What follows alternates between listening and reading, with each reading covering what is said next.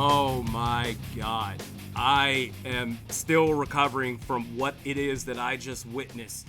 The Vikings putting up their biggest point total of the season, beating the Atlanta Falcons, final score 31-28.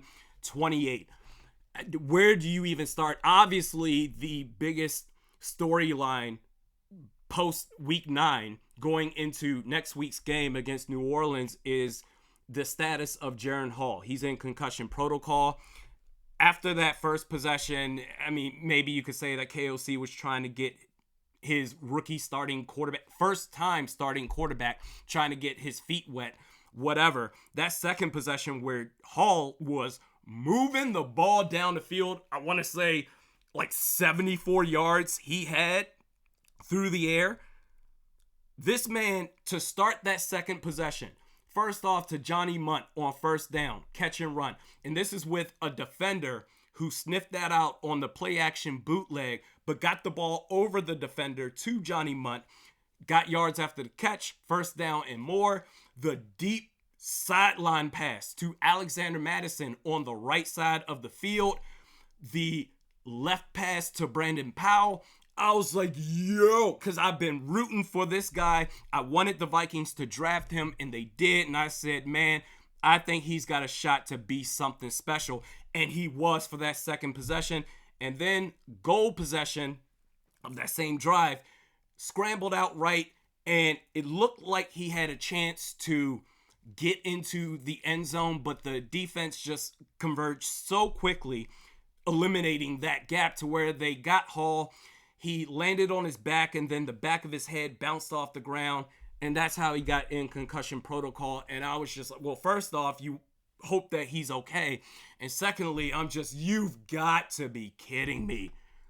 This was just so majestic to see that for it to end like that. Are you kidding me? So now you have to rely on your new backup quarterback who's been with the team for like 5 minutes to try to make this a competitive game. And then KJ Osborne, he gets hurt a little bit later on. He takes a cheap shot, helmet to helmet. And as soon as he lands on the ground, he doesn't make any movements at all. That was so scary. But the fact that after the commercial break, when they came back, they showed him, he got up on his own power. He walked to the stretcher and sat down on the seat of the stretcher, didn't have to lay down at all. That was just, you love to, best case scenario. You absolutely love to see that. But the defense, they did a relatively good job, I would say. But actually, let me back up a little bit. After KJ Osborne was carted out the game, I was just like, all right, bro, with Josh Dobbs, he doesn't know the playbook. He's basically going to have to wing it. Can you just throw in the white towel? This thing is over. This is just way too much to overcome. But let's talk about it. The defense, for the most part, they did a good job. I think some of the conservative play calling, especially after the Byron Murphy interception, was part of the reason why the defense was so gassed. But I'm a little bit, if you want something to nitpick, I'm a little bit disappointed in the pass rush, the edge rushers, Danielle Hunter, DJ Wonnum. Actually, saying I'm a little bit disappointed is an understatement. I'm very disappointed because they got to Taylor Heineke once. They were able to sack him one time, but Danielle Hunter, I mean, this man had 0 sacks, 1 TFL. He had 9 tackles. Okay, fine. Excuse me, but 0 sacks, 0 QB hits. DJ Wonnum, 0 sacks, 0 QB hits. That's not cool, bro. But they did force turnovers, the defense as a whole. Talked about the Byron Murphy Jr. interception. There was also the Bijan Robinson fumble. But there was also, I believe this was Taylor Heineke when he was running to the right side and he was moving the ball down the field, and Hitman punched the ball before making contact with Heineke. His knee was down, but punched the ball. That ball was loose. That should have been a fumble. And I don't understand how the referees that were right there, I guess they were trying to say, well, he gave himself up. I don't know about that at all. I disagree with that. Or if they were trying to say, as far as, well, he was down by contact, he absolutely wasn't, because he punched the ball before making contact with Heineke, and that should have been a fumble. A fumble forced and recovered by Harrison Hitman Smith. But the fact that, and it came down to the final drive, bro. The final drive. Young Hui Koo, who was perfect. 4 for 4 on field goal attempts, 2 for 2 on extra points. I'm just saying, man, you gotta do not give this man another opportunity for another kick. And boy, that final drive where, again, Josh Dobbs, who doesn't know the system at all, he's been with the team for like 5 days, marched down that field.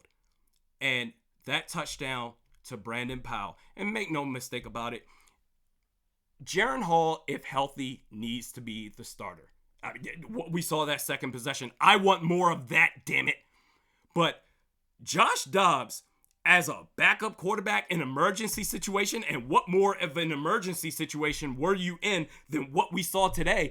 Josh Dobbs as a backup quarterback is not bad at all. But that touchdown pass to Brandon Powell, I was beside myself. And let's understand, not just the fact that he just got traded for, he had no run game to work with. None whatsoever.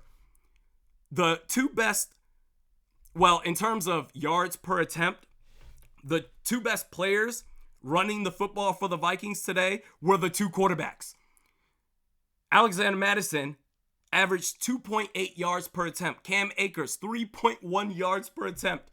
Josh Dobbs, 7 carries for 66 yards for 9.4 yards per. And Jaren Hall, 5.5 yards per. No run game to work with. It was just him. And having to run the football himself, because his running backs can't do it consistently. Him relying on himself, both on the ground and through the air.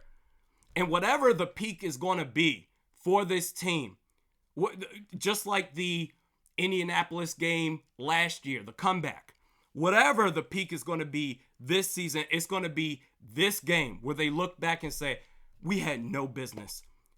Forget winning this game. We had no business being competitive in this game. And they did it.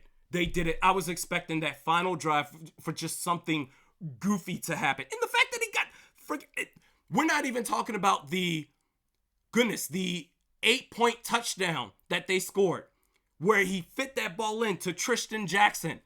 Good job by him.